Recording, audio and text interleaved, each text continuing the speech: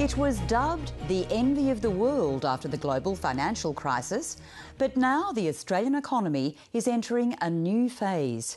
For exporters, the high dollar is making it increasingly tough to compete.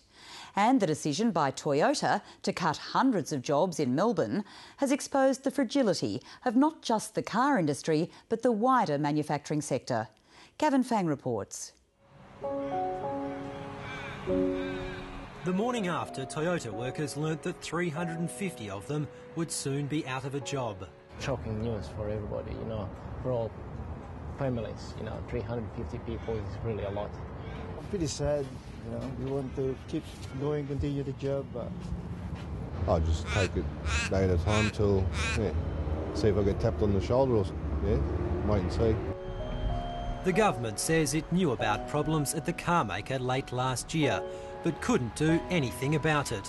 The fact of the matter is that the high Australian dollar is causing great damage to our international markets, our export program, because it is pushing the price up for Australian goods, and as a consequence, the demand for Australian products is falling. That's why we're losing jobs in manufacturing. Toyota has long had a good reputation when it comes to protecting jobs. But in announcing the decision to fire a tenth of its workforce at the Altona factory in Melbourne, company CEO Max Yasuda said the high dollar was having a long-term effect on its exports. The company's local operations rely heavily on selling cars to the Middle East, but demand for more expensive Australian products is drying up. This year, Toyota plans to build 95,000 cars in Australia, down from almost 150,000 5 years ago. At the moment, we're living on a wing and a prayer, living from hand to mouth. It seems that the large established automotive manufacturers don't really want to completely depart the scene, but it's not a happy situation. The Australian dollar's rise has been buffeting the economy for the past 2 years. It hit parity with the greenback in October 2010. It's going to be higher for longer than it has been over most of the period since the currency was floated, and higher for longer than most people in business had been expecting in the aftermath of the financial crisis. The dollar has traditionally traded at about 75 cents to the greenback since floating in 1983. But Chinese demand for Australian commodities, interest rates that are relatively high by international standards, and a AAA credit rating have made the Aussie a safe haven and pushed its value up.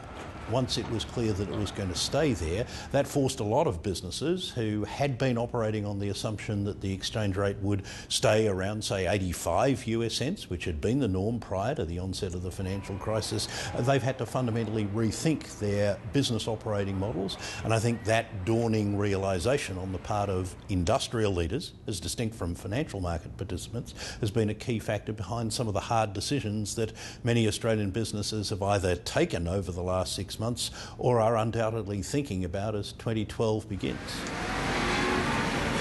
While the hard decision taken by Toyota caught many by surprise, car component maker Autodom saw it coming. The company employs over 400 people and makes metal and plastic parts for the big three auto manufacturers. Company CEO Kelvin Stead says they've been monitoring production at the car makers on a daily basis. None of these announcements are nice, and they always make us rethink where we are in the industry and what we're actually going to do to make sure that we remain competitive and viable.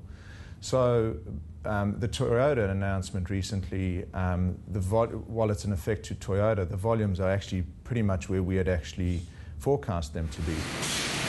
Toyota's cuts are expected to cause job losses at car component makers. Mr. Stead says Autodom has already made changes that will shield it.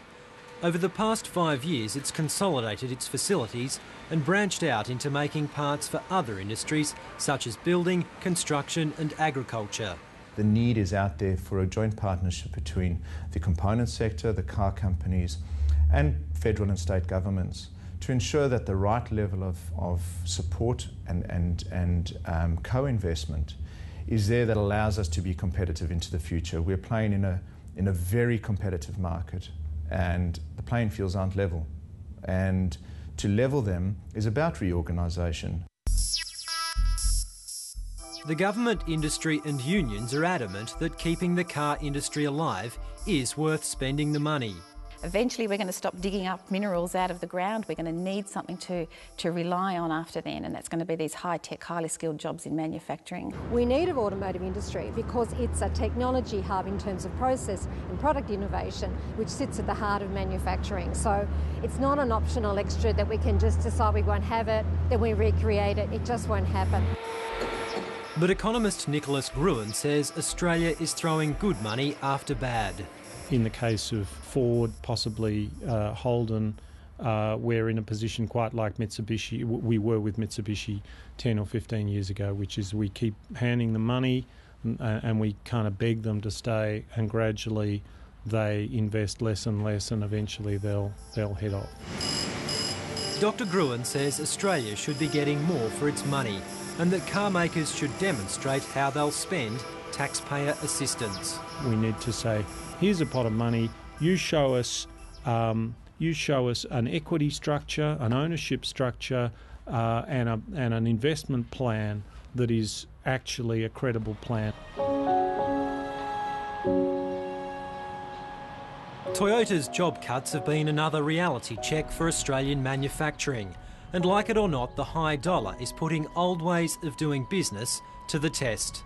We won't be able to suggest to anyone, and we will not undertake this, that every single individual will be able to enjoy security of employment forever. What we've got to look at is the way in which we can secure the future of the hundreds of thousands, and that the plants are managed properly, and that we're able to be productive, efficient and internationally competitive.